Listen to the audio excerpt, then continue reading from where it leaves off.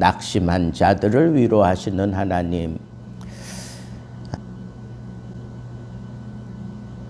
왜 낙심하게 되었는가 하는 것을 오늘 본문에서 이렇게 몇 가지 찾아볼 수 있는데, 첫째는 온갖 더러운 것에서 이 사람들이 헤어나오지 못하고 있었기 때문에 낙심하는 지경에 이르게 되었노라고 하는 것을 우리가 생각해 볼 때에, 우리가 이 세상 온갖 더러움 속에 그대로 머물러 내가 살고 있으면 나는 낙심할 수밖에 없는 그런 삶을 살게 되는구나 라고 하는 것을 우리는 생각할 수 있습니다.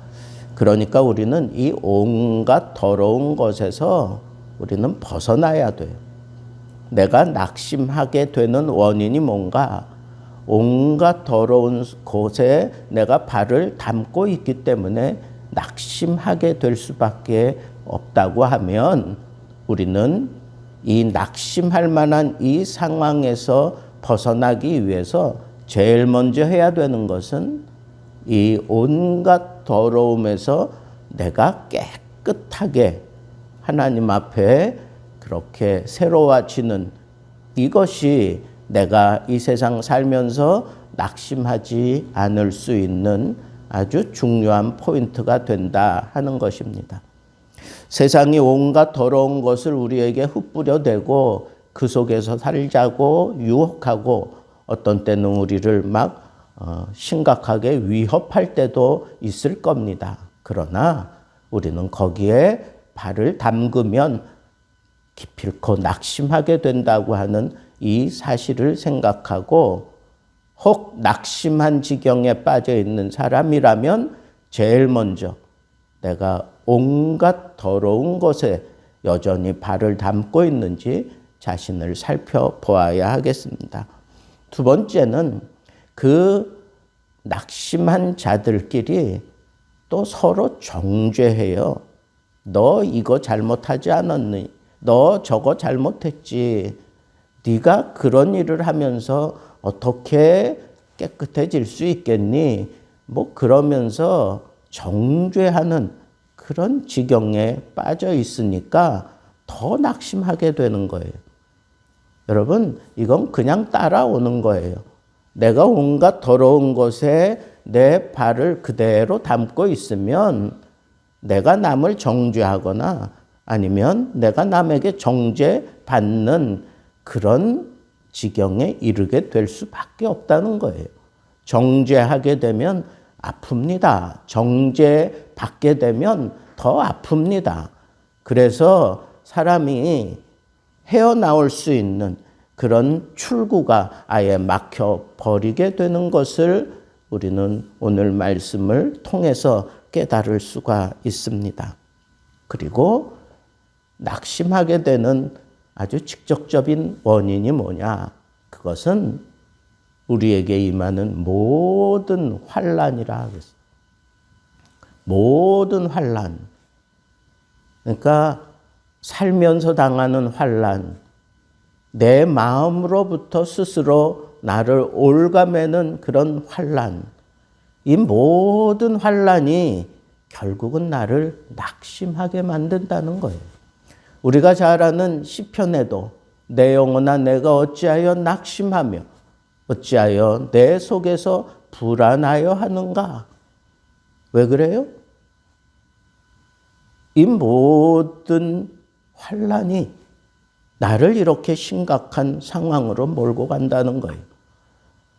믿음으로 살던 이 다윗조차도 그 마음으로부터 떨쳐내지 못해서 괴로워하면서 하나님 앞에 부르짖었던 것 아닙니까?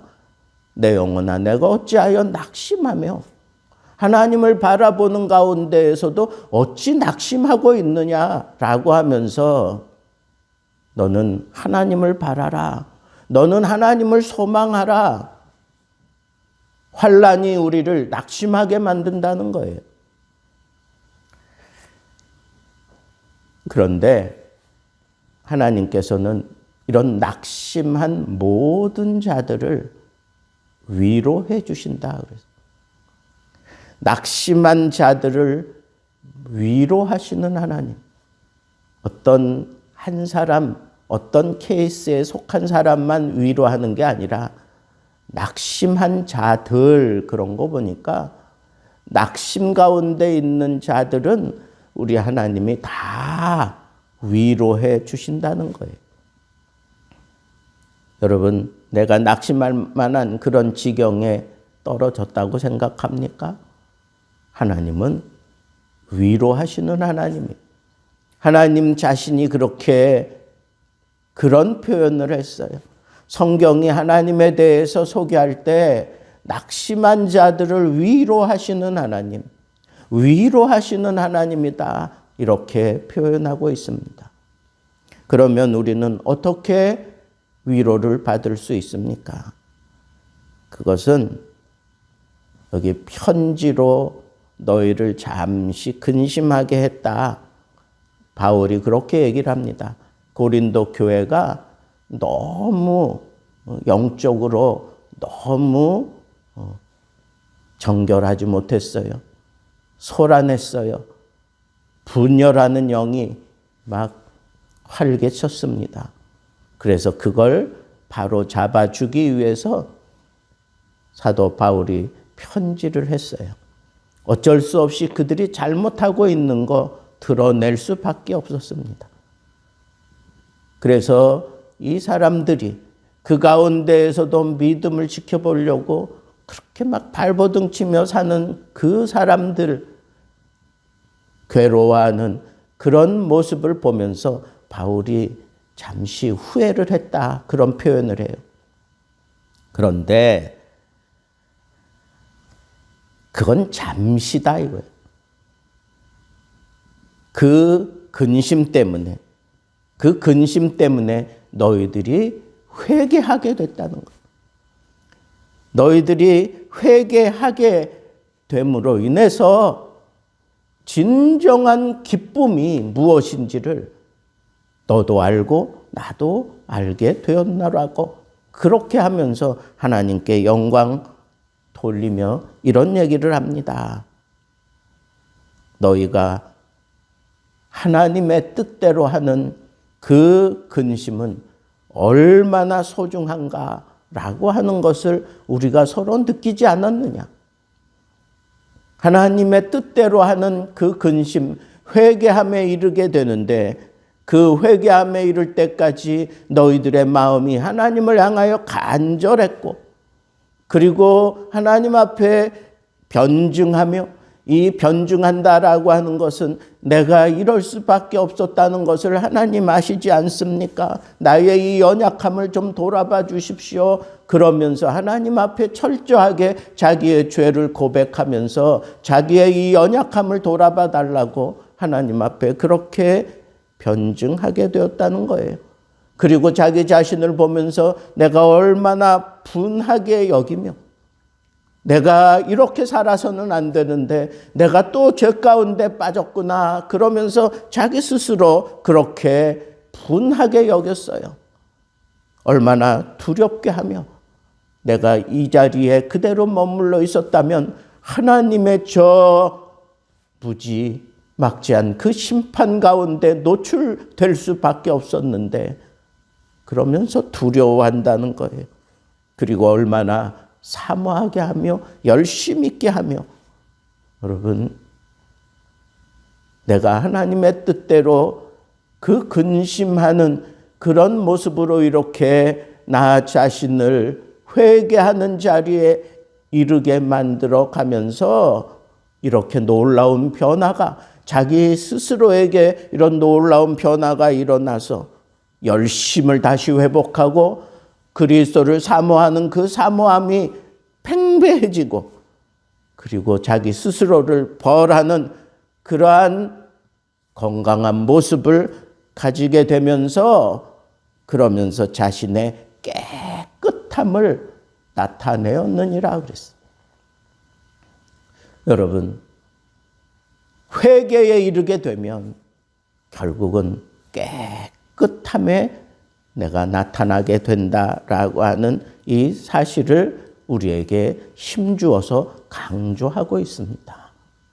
여러분, 편지 하나님의 말씀에 근거해서 너희들의 잘못을 지적하고 그 말씀이 너희들에게 파고들도록 성령께서 역사하셔서 너희들의 마음을 근심하게 하고 하나님의 뜻대로 너희들이 후회하면서 하나님 앞에 결국은 깨끗하게 나타나게까지 너희들이 스스로 분하기도 하고 두려워하기도 하고 간절한 마음이 일어나기도 하고 근심에 사로잡히기도 하고 하나님 나를 좀 긍휼히 여겨달라고 변증하기도 하는 이러한 과정들을 겪으면서 깨끗함에 이르게 되어서 오히려 기쁜 그런 상황에 내가 이르게 되었노라고 하는 이 고백이야말로 오늘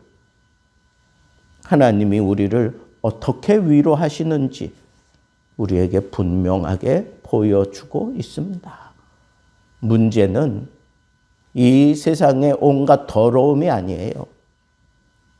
이 세상의 악한 자들이 아닙니다.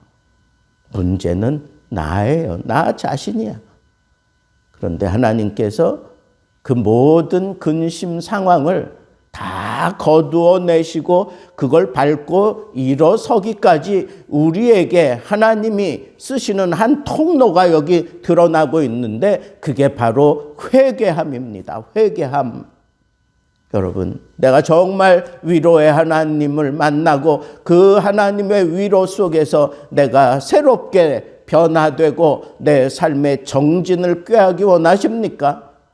이 과정이 있어야 돼요. 회개함이 있어야 됩니다. 하나님의 뜻대로 근심할 줄 알아야 돼요. 온갖 더러운 것에서 나를 깨끗게 하는 이 회개하는 그런 진실한 하나님의 사람들 되어서 하나님으로 말미암는 정말 진실한